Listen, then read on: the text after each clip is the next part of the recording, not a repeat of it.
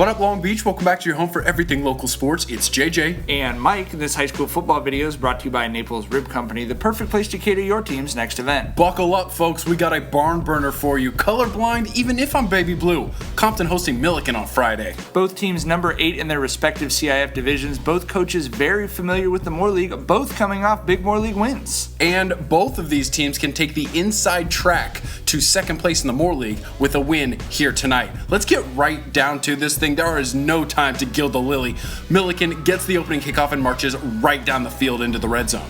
But in the red zone, Keanu Campbell-Caldwell is going to scramble, and Mikhail McGraw is going to come up with a big stop to force an early field goal attempt. From 38 yards out, Zach Martin let it fly, featuring Travis Scott. Zach Martin, the senior, drills it. This guy's going to college to be a wide receiver, but hits the big-time field goal to put the Rams up 3-0. If you know Moore League football, you know the prowess of the Compton rushing attack. You also know that when you run the ball like that, mistakes like this can torpedo your drives. Happened a lot to Compton tonight. Second drive for Millikan. QCC going to take the top off from Malik Bradford.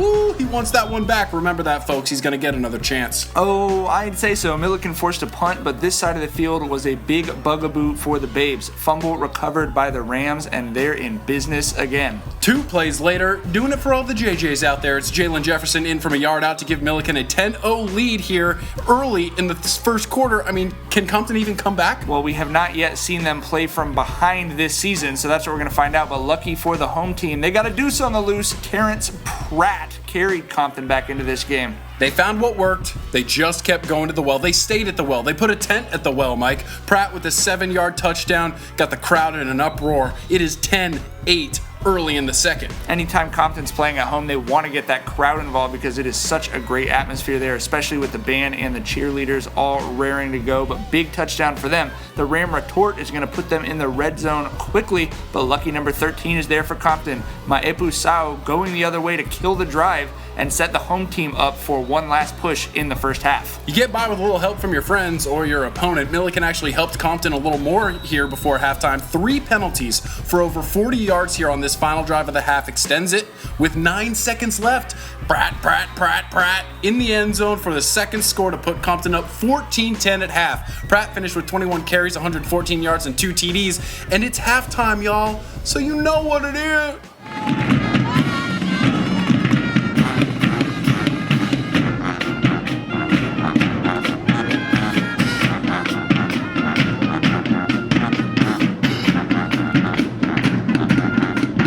Best damn band around, man. Love it. So do Compton fans, and they love what they saw here early in the third quarter.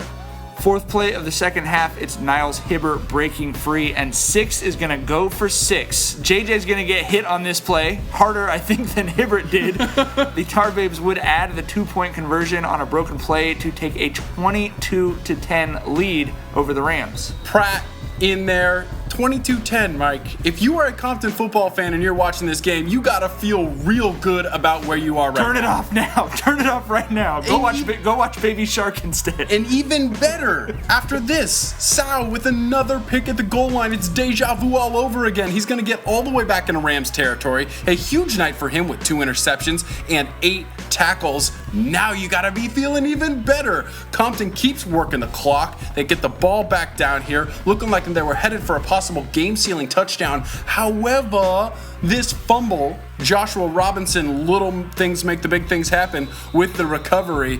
I told you that side is a bugaboo, Mike. It was just nuts tonight. This next drive for Millikan is fascinating. It was a run-heavy hurry-up from their own 5-yard line. They ran 16 plays, 13 of them runs. No time for Compton to catch their breath, something the Rams knew they were going to do coming into the game.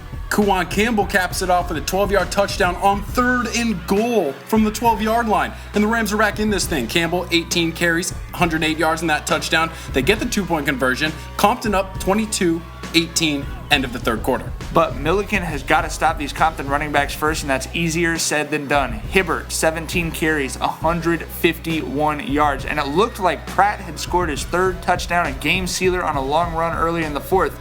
but it's called back on a holding penalty. Not a lot of flags in this one, but they were very important. You've heard that before. Rams need a big stop, and they get it from Andrew Miramontes. So Compton has to punt with 7 minutes left to play. Millikan starts the key drive with a 3rd and 10 pickup from QCC to Dylan Davis, who had a great game. But if you're moving on up, you got to go with the Jeffersons. Jalen is going to get the Rams into the red zone. He finished with 15 carries for 95 yards and the touchdown. So here, under 2 minutes to play, 3rd and goal, but the ball gets away from QCC, so it's going to set up 4th and goal from the 10-yard line. This is the ball game. You need a touchdown to win. It's a design sprint out. QCC not crapping out, though, because he's going to roll a 7. Malik bleeping Bradford. Is he in there? Well, the officials are going to have a long talk about it, and from everything that we've seen, they would eventually make the right call. Even though it probably didn't come from the right referee. All Millikan does is win exciting football games. They're going up 25-22 with 98 seconds left, and on a closer and slower look,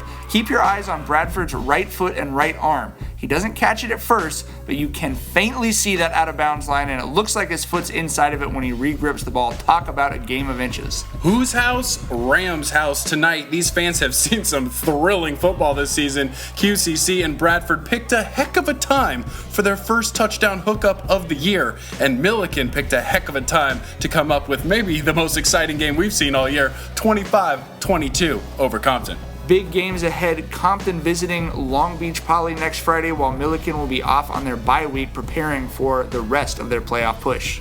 Thanks as always to all of our sponsors, including Naples Rib Company, and make sure you visit the 562.org. September, still our subscription month. We want to send you a 562.org sticker, so hit that subscribe button and get involved in supporting Long Beach sports coverage.